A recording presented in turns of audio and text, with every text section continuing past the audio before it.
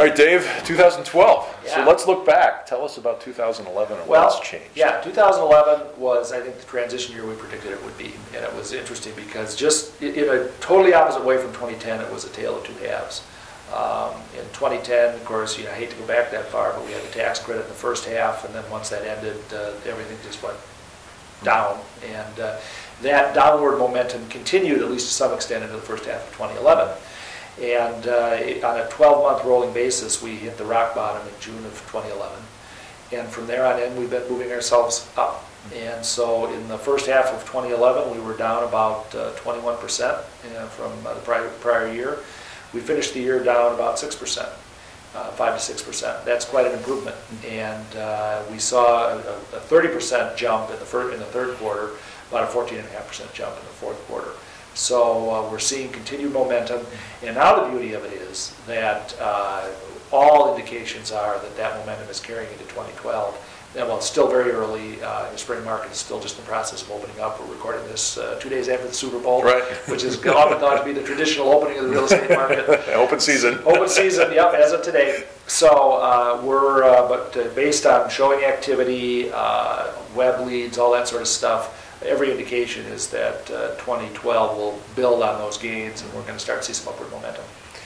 So you mentioned in your last quarter's market source that inventory has changed significantly in some areas. So let's talk about that. Yeah, well, it's interesting too because, like always, real estate is very local, and so you have to break it down into micro markets. And one of the things that we did, we'd encourage people listening to this to click probably right below this video on our website. That's right. And you can go to the copy of the Market Source newsletter and read there. And what we have is a map that shows all the different MLS sub areas of the city of Madison. And we analyzed there the number of sales, the level of inventory, and the months of inventory that are left in each area. And what's interesting about that is that in most of the neighborhoods of the city of Madison, we now are under 6 months of inventory for single-family homes. Wow. That's a huge improvement from where we were even 12 months ago. It's really, really encouraging to see. Now, obviously, during this time of year, this is when a lot of the inventory comes out of the market. But then, of course, the sales follow shortly thereafter. And with the sales momentum, we think that there's a good chance that by this time next year, the inventory will be even lower. Overall, macro inventories continue to just kind of chunk down very slowly.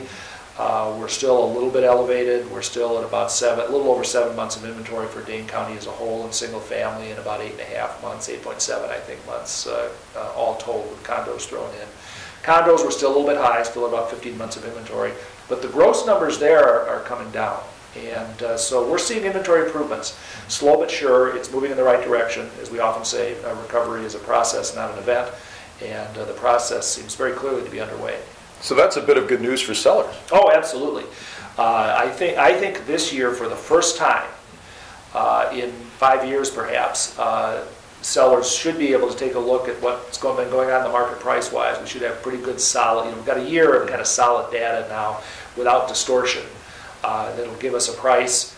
We've seen our median prices level off. They kind of took a little dip during the tax credit. They moved back up, and now they've kind of leveled off a little bit. The market's kind of clearing. So I think a seller has a better chance, particularly if you're in one of those neighborhoods where we have less than 5 months of inventory. Good chance that you can get, if you're willing to put your property on the market for a good, solid market price, not a pie-in-the-sky price. We're not there yet. Right. But what the market bears, you should have a reasonable chance of getting that price in a reasonable period of time. And that's an improvement from where we were a couple of years ago. That's always been the concern is, gosh, I buy it, how can I sell it? I think that's getting a lot better. When you get into the outlying areas outside the city of Madison, the picture's a little bit more mixed. A lot of those communities, Sun Prairie, Oregon, Stoughton, places like that, have a little bit higher inventories, but they're improving there too. So, I think anywhere you look, I think that sellers are facing a better situation than they were a year ago, for sure. So buyers then are facing perhaps a little change in the market this year. Yeah, buyers, we've been saying for a long time, if you don't take advantage of this to buy now with a long-term view, you're going to be missing out. I think there's still opportunity today in early February. We still have record low interest rates. Inventories, while they're coming down, are still a little bit higher than they're going to be in a year or two. So you've still got a little bit of an advantage here, but that advantage is waning. And depending on the neighborhood in which you're looking, it could be gone. I think that there are going to be some neighborhoods where good properties are going to be sold in a day almost routinely. I think that we're getting back to that kind of market where it's going to get a little frothy in some places. Other places probably not, so you're just going to have to do your homework and take a look at what you want. One of the nice things that we're seeing with buyers today, and I think this has been a real welcome change, I think I may have mentioned this in a previous video, is that a couple of years ago when the tax credit was in effect, buyers were looking for a deal. Right. And the buyers that were in the marketplace were saying, if I can get a great deal, I'll buy, otherwise I'm not going to buy. We don't have those things going on now. Now it's simply, I need a place to live, I've been staying where I am as long as I can, I think the market has probably bottomed out, which it most certainly has. So now they're saying, this is the time to get in, find a place I like, buy it, live it, own it, and I think that's really a much healthier situation.